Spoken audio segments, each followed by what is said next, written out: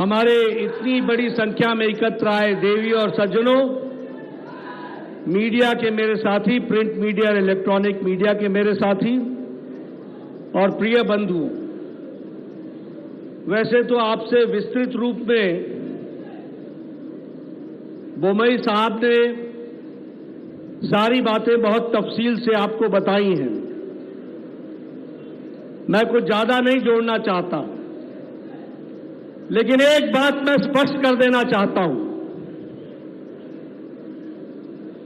कि Bharatiya Janata party is a discipline party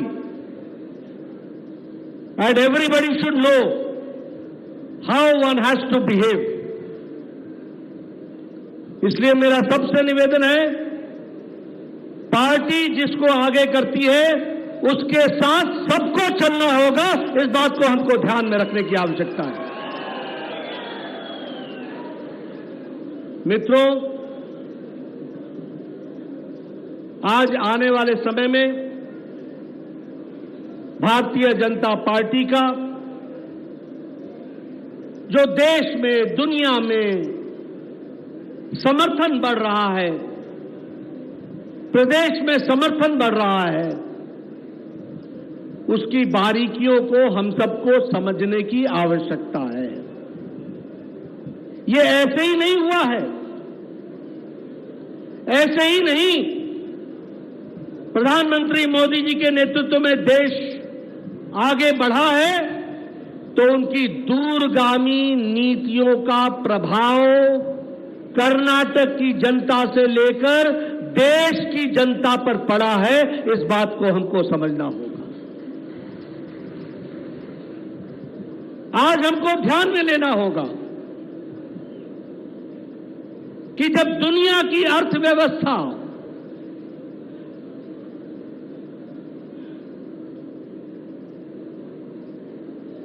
corona के बाद अमेरिका को हिला देती है,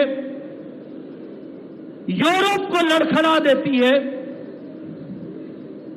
ऑस्ट्रेलिया जैसे देश विकास के लिए आगे बढ़ने का प्रयास करते हैं, ऐसी परिस्थिति में यूक्रेन के युद्ध का सप्लाई चेन की समस्या भी आती है। सारे देश मुसीबत में पड़ते हैं, लेकिन भारत मोदी जी के नेतृत्व में विकास दर में 7.4% के हिसाब से आगे बढ़ने लगता है और मजबूत तरीके से खड़ा होता है। इसको हमको समझना होगा। बाकी देश इस मामले में मुसीबत में पड़ते हैं। अगर मैं बात करूं तो आज ऑटोमोबाइल इंडस्ट्री में भारत जापान को पछाड़ करके तीसरे नंबर पर खड़ा है। अगर मैं बात करूं तो इस्पात, स्टील के प्रोडक्शन में भारत चौथे नंबर से बढ़कर के अब दूसरे नंबर पर खड़ा है। अगर मैं दवाई की बात करूं तो भारत सबसे सस्ता और सबसे असरदार दवाई 200 देशों को दे रहा है और 138% का विकास हुआ है। अगर मैं मोबाइल की बात करूं तो सन 2014 में 92% मोबाइल बाहर से आया करता था, लेकिन आज भारत 97% मोबाइल बना रहा है। 97% मोबाइल भारत बना रहा है। अब एप्पल का भी mobile made in India market में आ गया है। इसको भी हमको समझना चाहिए। क्या ऑटोमोबाइल, क्या स्टील, सब दृष्टि से भारत आगे बढ़ रहा है। और वैसे ही आज जब मैं बेलूर में आया हूं तो मैं गौरव के साथ बोल सकता हूं कि गांव, गरीब, वंचित, पीड़ित, शोषित, दलित, युवा, किसान, इनकी अगर चिंता की है तो केंद्र सरकार की नीतियों ने चिंता की है। केंद्र सरकार की नीतियों। और मुझे खुशी है कि पहले येडियुरप्पा जी ने और बाद में बोमई साहब ने अपने बजट के माध्यम से गांव, गरीब, वंचित, पीड़ित, शोषित, दलित, SC, ST इनकी भी चिंता की है। यह मैं गौरव के साथ कह सकता हूं और आपके साथ शेयर कर सकता हूं। मैं अगर किसानों की बात करूं, अगर प्रधानमंत्री किसान सम्मान निधि प्रधानमंत्री जी ने शुरू की तो बोमई साहब ने भी किसानों को छोड़ करके आगे बढ़ाने का काम किया और उसमें अपना योगदान किया। आज मैं ये कह सकता हूं, अगर प्रधानमंत्री किसान मानदेय योजना प्रारंभ हुई और उसमें 40 लाख किसानों को जोड़ा तो 40,000 किसान हमारे कर्नाटक के भी जोड़े गए। यह भी मैं याद दिलाना चाहता हूं। अगर मैं बात करूं ईच ड्रॉप मोर क्रॉप और सिंचाई योजना की बात करूं तो 96,000 करोड़ रुपए अगर प्रधानमंत्री मोदी जी ने सिंचाई में जोड़ा तो बसवराज बोमई भी पीछे नहीं रहे। उन्होंने भी सिंचाई को पूरी ताकत के साथ कर्नाटक की धरती पर लागू किया।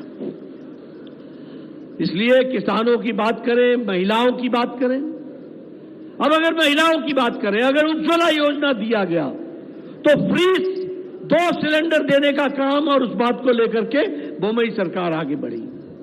अगर मैं बात करूं दृष्टि से कि स्वच्छता अभियान को शुरू किया गया तो स्वच्छता अभियान में हमारी सरकार ने, कर्नाटक की सरकार ने भी अपना योगदान किया है। अगर मैं बात करूं बच्चों की पढ़ाई के लिए, स्कॉलरशिप के लिए, क्या नाम है उसका, मुख्यमंत्री रायता योजना, रायता विद्या योजना। इस रायता विद्या योजना में अगर किसानों के बच्चों को, एग्रीकल्चर के बच्चों को अगर स्कॉलरशिप देने का तय किया तो बोमई साहब ने हॉर्टिकल्चर को भी जोड़ा और फिशरमैन को भी जोड़ा, मछली पालन करने वाले लोगों को भी जोड़ा। यह भी हमको ध्यान में रखना होगा। अगर मैं युवाओं की बात करूं तो अगर प्रधानमंत्री जी ने स्टार्टअप शुरू किया, अगर प्रधानमंत्री जी ने स्टैंड अप योजना शुरू की तो यहां भी बोमई साहब ने युवाओं को स्मार्टफोन से लेकर के, लैपटॉप से लेकर के, स्कॉलरशिप से लेकर के उनके अरमानों को उड़ान देने का काम किया तो बसवराज बोमई जी ने किया। यह भी आपको ध्यान में रखना चाहिए। अगर मैं महिलाओं की बात करूं और बच्चियों की बात करूं तो उनको शिक्षा के लिए स्कॉलरशिप देना, उनके स्कॉलरशिप के साथ साथ उनको प्रोफेशनल डिग्री के लिए जोड़ना, उनको मुफ्त शिक्षा देने की व्यवस्था करना, उनको स्कूल में लाने की व्यवस्था करना, यह अगर करने का काम किया तो बसवराज बोमई जी ने इसको अक्षरशः लागू करके दिया है। यह मैं गौरव के साथ कह सकता हूं। और मुझे खुशी है कि इस बार का बजट जो मुख्यमंत्री जी ने रखा है वह बजट युवाओं को ताकत देता है, वह बजट किसानों को अधिकार देता है, वह बजट हमारे महिलाओं को विकसित होने के लिए आर्थिक सबलता देता है, वह बजट हमारी बच्चियों को पढ़ने के लिए ताकत देता है, वह बजट हमारी बच्चियों को स्कूल जाने के लिए सुविधा प्रदान करता है, वह बजट हमारी बच्चियों को टेक्निकल एजुकेशन लेने के लिए ताकत देता है, आर्थिक मदद देता है। इस बात को हमको समझना चाहिए। अगर मैं बात करूं लेबरर्स की तो उनको भी ताकत देने का काम इस बजट के प्रावधान में किया गया है। और इसीलिए मैं आपको एक ही बात कहने आया हूं कि मित्रों, मैं ज्यादा समय नहीं लूंगा, लेकिन एक बात आपको बता देना चाहता हूं कि कर्नाटक का भला और कर्नाटक की जनता का भला और कर्नाटक के सभी वर्गों का भला, कर्नाटक में दलित भाइयों का भला, कर्नाटक में हमारे ST भाइयों का भला, फिर चाहे रिजर्वेशन देने की बात हो, उनका रिजर्वेशन बढ़ाने की बात हो, सारी बातें बसवराज बोमई जी ने कर्नाटक की धरती पर पूरा करके दिया है। ये मैं दावे के साथ कह सकता हूं, ये मैं वायदे के साथ कह सकता हूं। इसलिए मैं आपसे एक ही निवेदन करने आया हूं कि कर्नाटक के समाज को विकास के साथ जोड़ना, यह हमारा उद्देश्य है। बोलिए, प्रधानमंत्री जी आए थे 6 तारीख को हिंदुस्तान एरोनॉटिक्स लिमिटेड का टुमकुरू में हेलीकॉप्टर की फैक्ट्री का उद्घाटन किया कि नहीं किया? किया कि नहीं किया? 75% हेलीकॉप्टर इंडस्ट्री का काम कर्नाटक की धरती पर होगा, ये आपको ध्यान में रखना चाहिए। बताइए, 25% स्पेस क्राफ्ट का काम कर्नाटक की धरती पर हो रहा है कि नहीं हो रहा है? बताइए, 9 लाख करोड़ रुपए कर्नाटक की धरती पर इन्वेस्टमेंट हो रहा है, फॉरेन डायरेक्ट इन्वेस्टमेंट हो रहा है कि नहीं हो रहा है? आपको जानकर खुशी होगी कि कर्नाटक फॉरेन डायरेक्ट इन्वेस्टमेंट में नंबर 1 पर आकर के खड़ा है, इसको भी आपको ध्यान में रखना होगा। और अभी प्रधानमंत्री जी पिछले नवंबर में आए थे, उन्होंने केम्पेगौड़ा का टर्मिनल का, बेंगलोर में टर्मिनल 2 का उद्घाटन किया। 5,000 करोड़ रुपए का टर्मिनल बनकर के तैयार हुआ। नाथ प्रभु केम्पेगौड़ा जी की मूर्ति का अनावरण किया और साथ ही साथ विकास के दृष्टि से एक नया आयाम देने का काम किया है। और इस बार यूनियन बजट में 32,000 करोड़ रुपए से ज्यादा कर्नाटक के विकास के लिए यूनियन गवर्नमेंट ने दिया है। इस बात को हमको ध्यान में रखना है। इसलिए मित्रों, मैं गौरव के साथ बोल सकता हूं कि विकास के लिए कर्नाटक एक छलांग लगाता हुआ आगे बढ़ने वाला इलाका है। लेकिन मैं यहां यह भी बोलना चाहता हूं और पत्रकार बंधुओं को चाहूंगा कि मेरी बात को जरूर लिखना या आगे बताना। और वो बात क्या है कि जब कांग्रेस पार्टी आती है तो समाज में बिखराव आता है।